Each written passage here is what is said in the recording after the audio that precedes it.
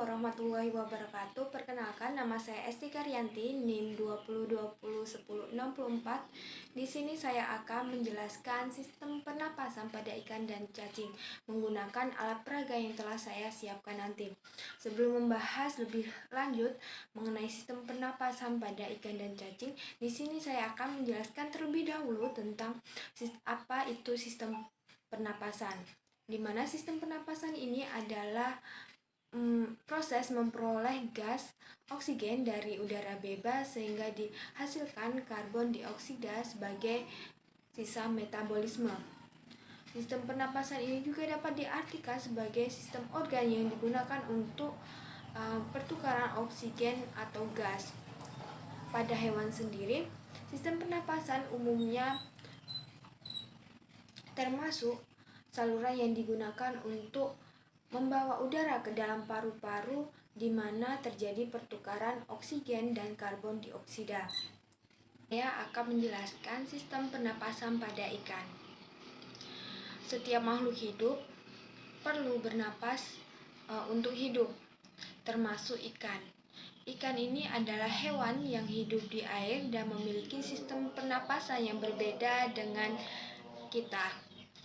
Pernapasan ini disebut juga dengan respirasi, di mana respirasi ini adalah proses pengambilan oksigen dan pengeluaran karbon dioksida dari dalam tubuh.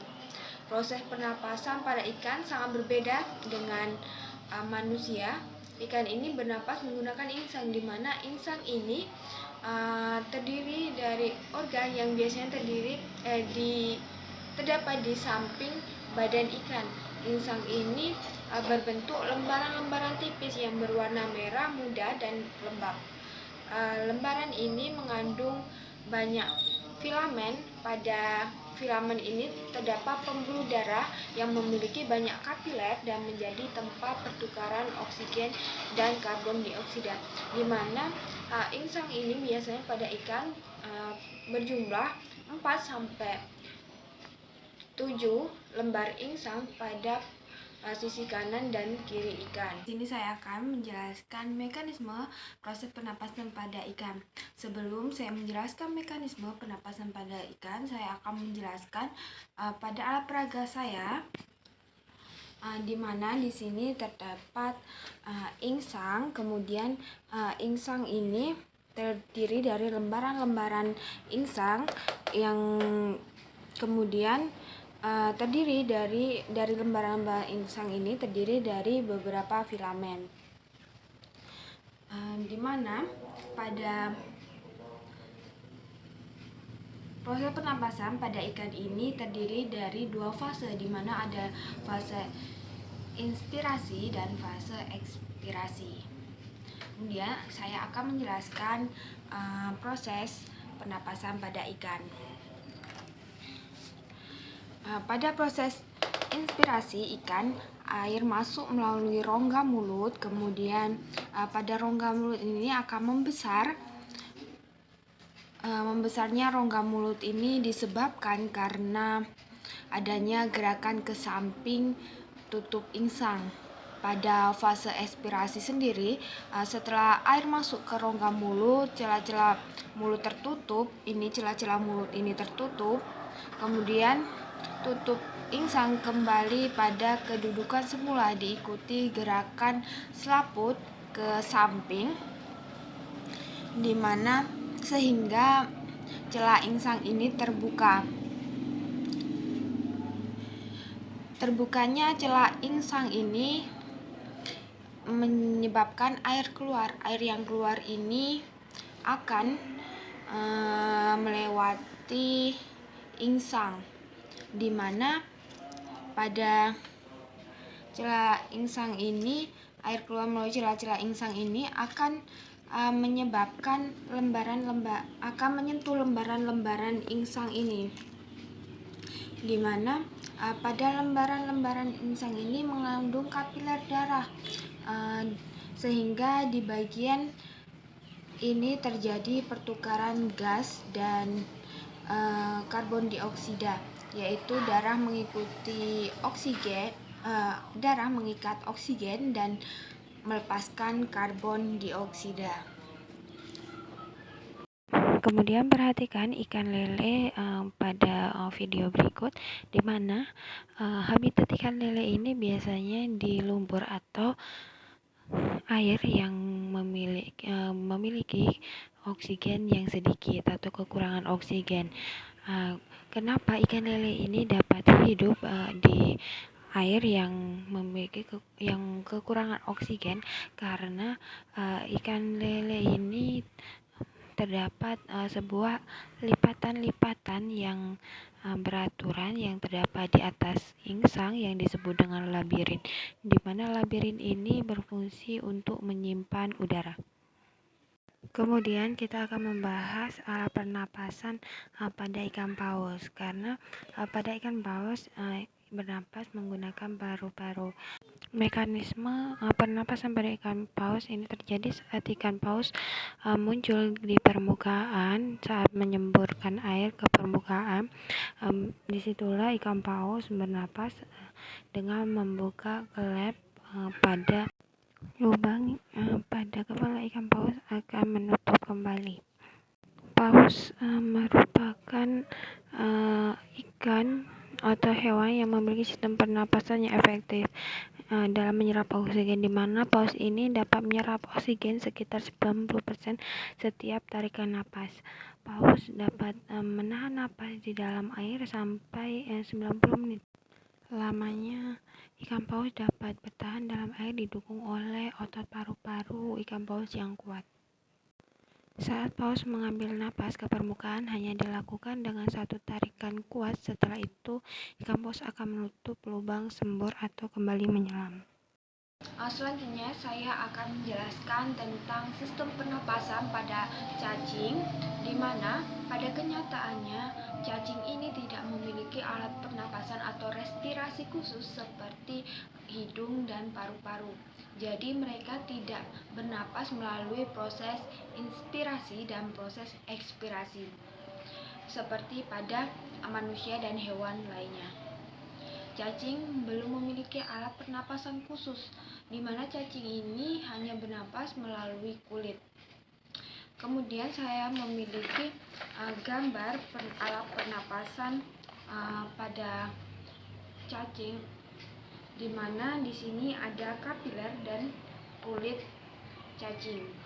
Untuk lebih jelasnya, saya akan menjelaskan menggunakan alat peraga saya ini, di mana cacing ini bernapas melalui kulit.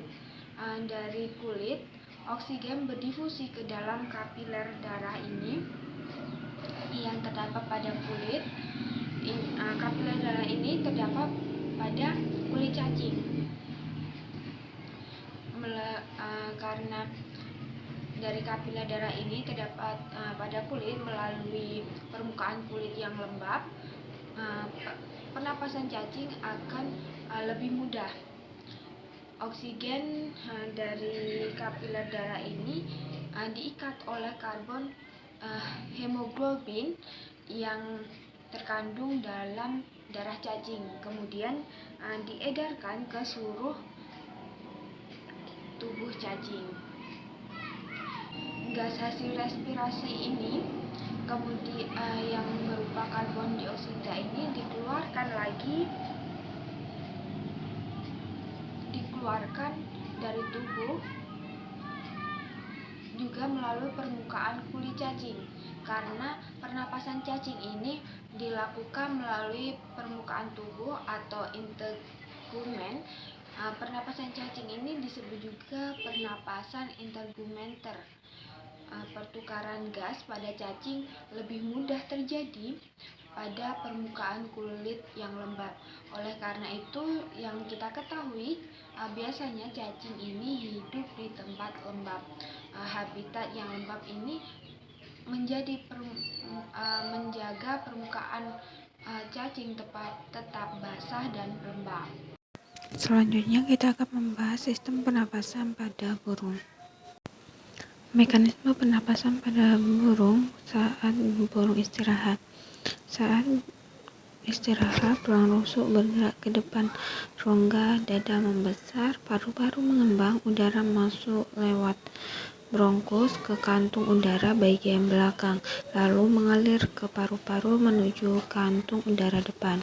Pada saat tulang rusuk kembali ke posisi semula, rongga dada mengecil sehingga udara dapat dari kantung udara masuk ke paru-paru, di mana saat di alveolus, oksigen diikat oleh darah kapiler alveolus.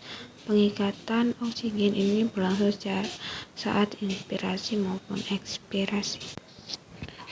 Selanjutnya, sistem pernapasan pada saat burung terbang. Perhatikan burung saat terbang, di mana proses pernapasan saat inspirasi dilakukan oleh kantung-kantung udara. Ketika sayap dikepakkan ke atas, kantung udara mengembang. Kantung udara di tulang korakoid terjepit.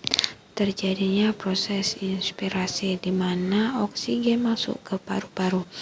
Begitu sebaliknya ketika proses ekspirasi, makin tinggi burung terbang, makin cepat burung mengepakkan sayapnya untuk mendapatkan oksigen yang cukup banyak. Udara luar yang masuk sebagai kecil tetap berada di paru-paru dan sebagian besar akan diteruskan ke kantung udara sebagai udara cadangan. Udara pada kantung udara dimanfaatkan hanya pada saat oksigen di paru-paru berkurang. Selanjutnya kita akan membahas mekanisme pernapasan pada serangga. Serangga memiliki pernapasan berupa trakea. Pertukaran udara dilakukan melalui lubang-lubang pernapasan yang disebut dengan spiracle atau stigma. Spiracle ini pada segmen pertama dan ketiga masing-masing terdapat satu pasang pada tiap sisi dada dan 8 pasang lainnya terdapat pada setiap sisi abdomen. Spiracle dilindungi serangga. Bagian ini tersambung dengan organ pernafasan yang terletak di dalam tubuh serangga. Umumnya serangga mempunyai 10 pasang trakea pada ruas dada bagian tengah. Tapi trakea pada ulat kaki seribu dan kelabang membuka dan menutup spiracle. Jika otot berkontraksi, spiracle ini terbuka dan trakea mengembang sehingga udara dari luar dapat masuk ke dalam trakea. Dari trakea, udara masuk ke trakeola, kemudian ke seluruh tubuh, dan akhirnya sampai ke membran plasma sel, dan oksigen akan berdifusi. Dari trakea udara masuk ke trakeola kemudian ke seluruh tubuh ini. Karbon dioksida hasil respirasi dibawa melalui sistem trakea yang akhirnya dikeluarkan melalui spiracle pada saat otot berelaksasi sehingga trakea mengempis. Mungkin hanya itu yang dapat saya sampaikan. Apabila ada tutur kata saya yang kurang berkenan, saya mohon maaf kepada Allah, saya mohon ampun. Saya akhiri, wabillahi taufiq wal hidayah. Wassalamualaikum warahmatullahi wabarakatuh.